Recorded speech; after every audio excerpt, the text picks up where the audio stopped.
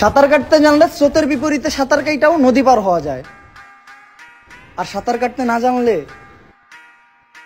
স্রোতের সাথে তাল মিলাইও মানুষ ডুইবা যায়। এত হাইকোর্ট সুপ্রিম কোর্ট ছেড়ে চায়ের দোকানের বিজ্ঞানীদের টার্গেটে পড়েছি।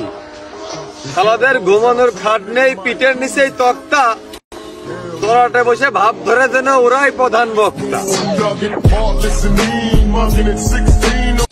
একটা কথা আমি মনে প্রাণে বিশ্বাস করি, আমার পেছনে যারা লাগবে তারা সব সময় আমার পেছনেই থাকবে।